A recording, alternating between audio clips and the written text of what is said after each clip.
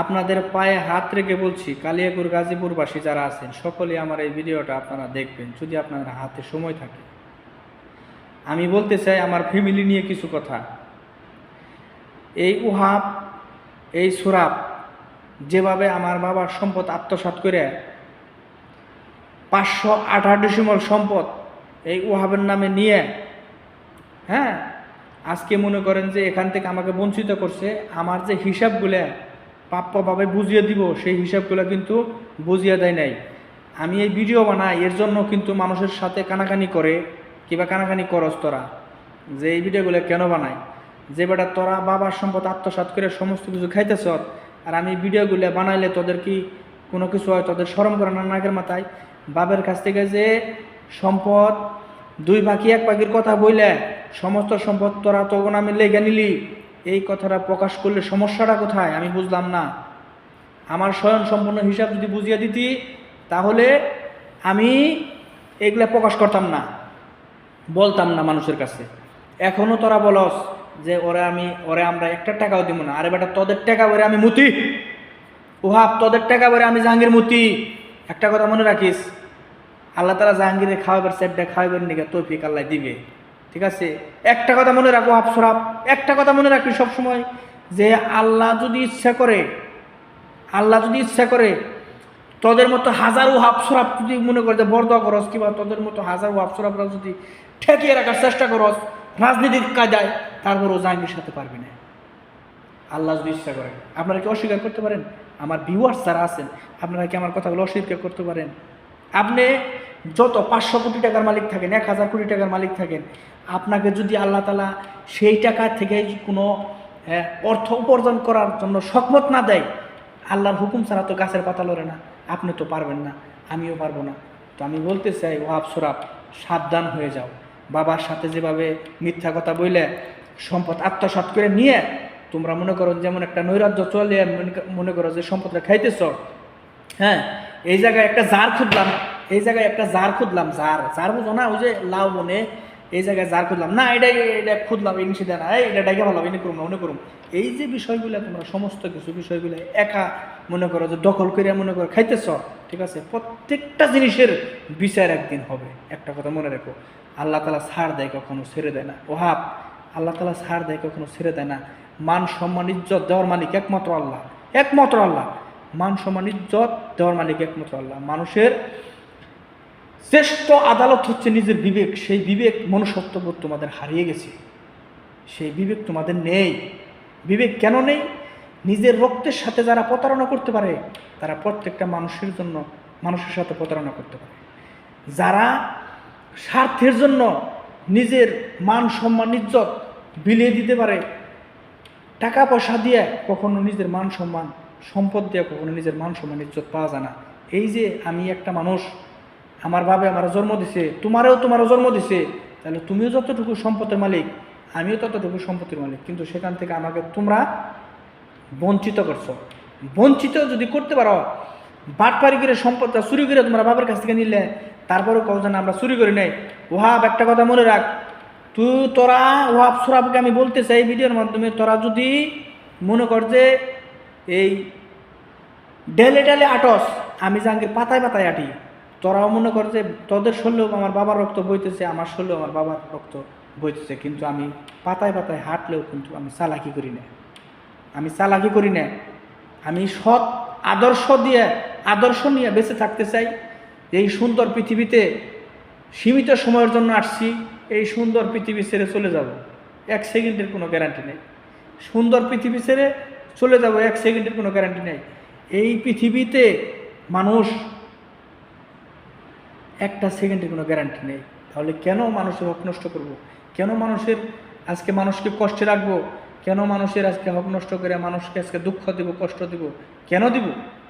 আমার সাতক্ষীরাবাসী, বঙ্কুড়িবাসীকে বলতে চাই, সাদুল্লাপুরবাসী যারা আছেন, আমি সকলকে বলতে চাই যে মানুষের সাথে হিংসা, নিন্দা, মানুষের সাথে মানুষকে কষ্ট দেওয়া, এখান থেকে আমাদের সকলের বেরিয়ে আসতে হবে। ভাই, একটা কথা মনের মধ্যে ধারণ করতে হবে যে আল্লাহ যদি আমাকে বড় না করে আমি কখনো বড় হতে পারবো না। আল্লাহ যদি আমাকে না দেয়, আল্লাহ যদি আমাকে না খাওয়ায়, আল্লাহ যদি আমাকে এই রিজিক না রাখে আমি কখনো মানুষের হক নষ্ট করে আমার ফ্যামিলিকে আমি ভালো রাখতে পারবো না। এটা আমি না, শুধু প্রত্যেকটা মানুষের উদ্দেশ্যে আমি কথাটা বলে যাচ্ছি। প্লিজ আপনারা আমার ভিডিওটা দেখবেন, স্কিপ করবেন না। আমি বলতে চাই এই ওহাবকে, যদি তোদের ভিতরে কোনো রক্ত মাংস করা মানুষ থাকস, আমার কথাটা যদি তোদের মনের মধ্যে যায় আমার কথাটা, তাহলে আমার কথাটা বুঝে নিবি যে এই যে বাবার সম্পদের মধ্যে তোরা একাই খাইতেছ, একটা আম আমার আমার এই মেয়ে পায় না, আমার মেয়ে পায় না, আমার ফ্যামিলি পায় না।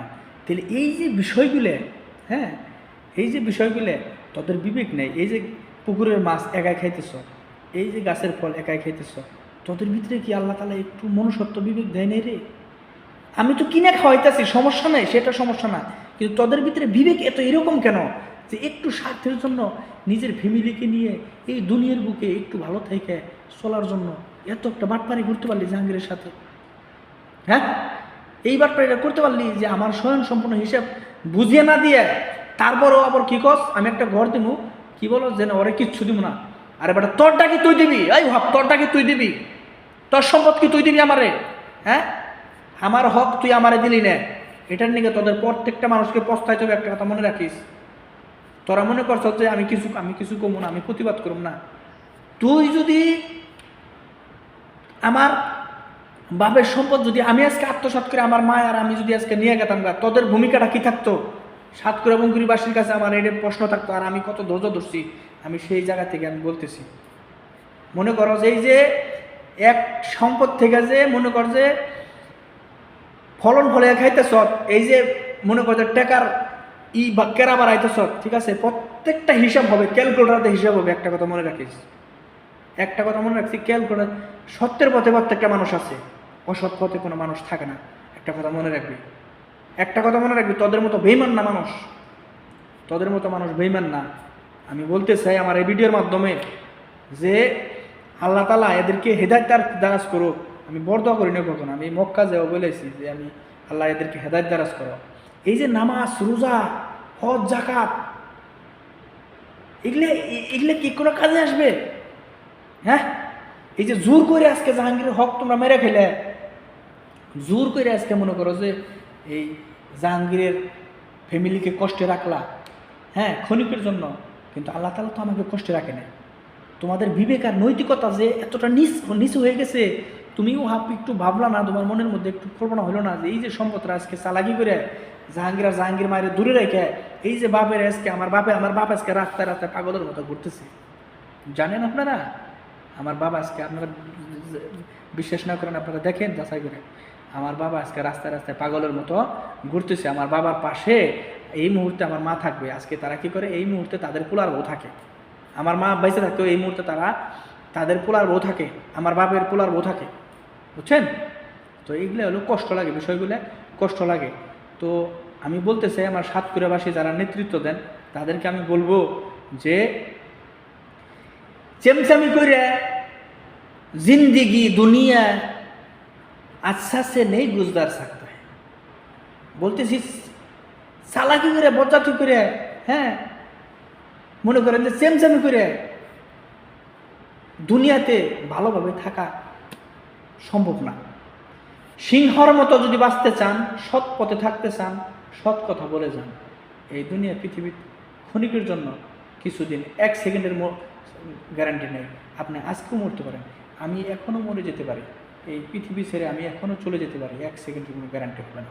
তো আমি বলতে চাই যে এই ভিডিওর মাধ্যমে যে আমার সাতক্ষীরাবাসীর উদ্দেশ্যে আমার এই কথাগুলো, যারা সাতক্ষীরা, যারা সোশ্যাল মিডিয়ায় থাকেন, যারা অনলাইনে থাকেন, যারা ভিডিও দেখেন কিংবা ফেসবুক চালান, তাদেরকে আমি বলবো আমার ভিডিওটা শেয়ার করবেন যদি আমার কথাটা আপনাদের ভালো লাগে।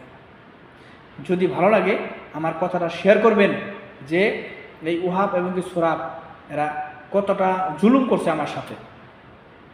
এখনও তারা বলে যে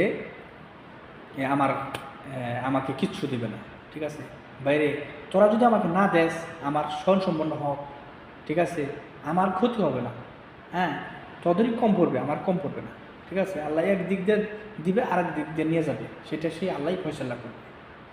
এই যে আজকে এত বড় একটা প্লটের থেকে বাপের নামে যে আজকে মনে করছে খরচ করছ, ঠিক আছে, এখানেও জালিয়াতি করছ। হ্যাঁ, তারপরে আজকে বাড়ির আশেপাশে যে গাছগুজা আসিল, আমি অনেক গাছ লাগাইছিলাম, সেখানে বেঁচে খাইছ।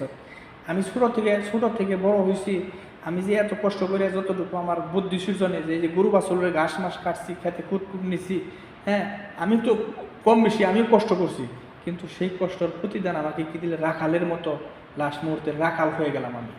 রাখালের মতো এক মোটো ভাত খেয়ে আইছি, হ্যাঁ, তিন মোটো ভাত খেয়ে আইছি, এই পর্যন্ত সুদ, বাকিটা তোরা পাইছ সব, ঠিক আছে।